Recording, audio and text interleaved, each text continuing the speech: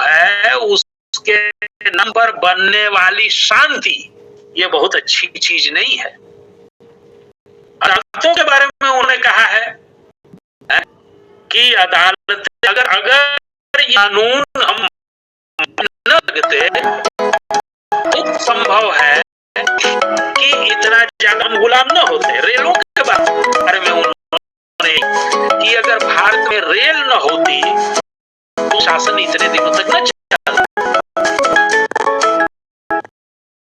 तो मतलब ये कि उन्होंने एक तरह से जो विकास का, आज भी हम सब जानते हैं विकास, तो विकास बहुत लोगों ने कहा कि भाई विकास तो आए नहीं है, बड़ा आश्वासन उनका दिया गया है, लेकिन यह जो विकास का मॉडल है, तो इस विकास के मॉडल को उन्होंने प्रश्नांकित किया गांधी ने कि इसमें फायदा किसको हो रहा है।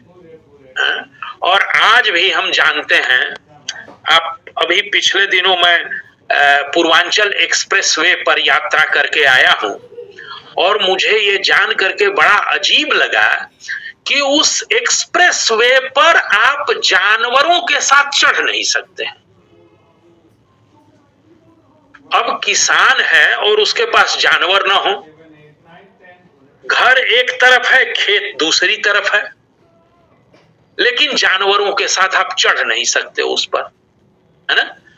तो अच्छा, दूसरे जो ढाबे हुआ करते थे तो वो सब छोटे मोटे ढाबे खत्म हो चुके हैं।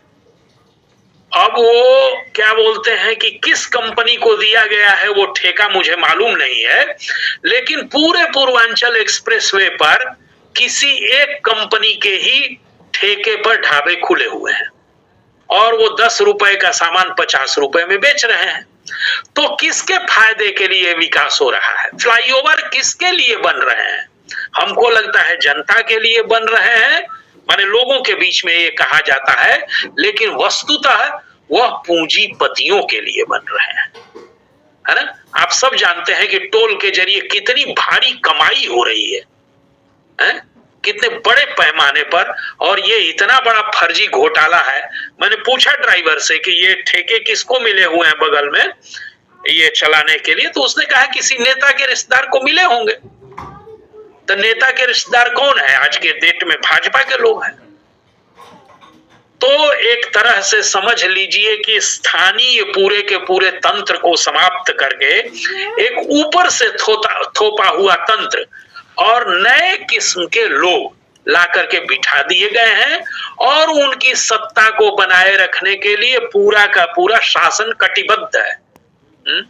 तो ये जो विकास का नए किस्म का मॉडल है, इसकी शुरुआत अंग्रेजों के समय में हुई थी और गांधी जी ने एक हद तक विकास के उस मॉडल को भी प्रश्नांकित किया है, जिसमें उन्होंने कहा, और इस बात पर जोर दे करके मैं बात को अपनी समाप्त करूंगा ताकि थोड़े सवाल जवाब भी हो सके, और वह यह कि आजकल बात एक कही जा रही है कि अगर इस धरती पर मनुष्य के जीवन को बचाए रहना है तो जिस तरह की अंधाधुंध रफ्तार हमने पकड़ ली है उस पर काबू करना पड़ेगा।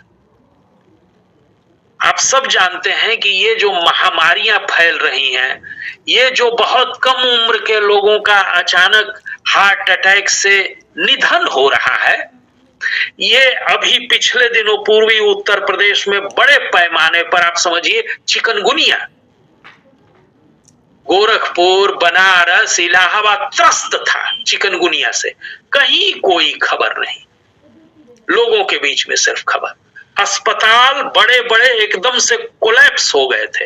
मैं कोरोना की बात नहीं कर रहा हूं, कोरोना के बाद की बात कर रहा हूं। यानी हमने विकास का जो ढर्रा पकड़ा है वह आत्मघाती है। हम एक ऐसी राह पर चल रहे हैं जिसमें हमारे ही पांव उखड़ जाएंगे हमारी रफ्तार के कारण। तो एक ऐसी अंधाधुंध रफ्तार हमें पूंजीवादी लोभ ने मुनाफे ने पकड़ा दी है कि मनुष्य के ही अस्तित्व पर खतरा आ गया है। आप सब जानते हैं गिद्ध खत्म हो चुके हैं, और गिद्धों के खत्म होने से क्या क्या हुआ है अभी तो उसका कोई अनुमान नहीं लगाया जा पा रहा है। सिर्फ एक चीज मैंने दिखाई पड़ी, और वह यह कि आप लोग जानते होंगे कि यहूदियों में लाश को न जलाते हैं न गाड़ते हैं। यहूदी भी एक धर्म है, बहुत कम रह गए हैं लोग, फिर भी एक जमाने में बड़े महत्वपूर्ण हुआ करते थे। तो वो लाश को अपने सन टेम्पल पर रख देते हैं और वहां पर जो है सो कि जानवर वगैरह चिड़िया उनको खाते हैं। अब हो ये रहा है कि गिद्ध जब मर गए हैं तो वो लाशें सड़ती रहती हैं ऊपर,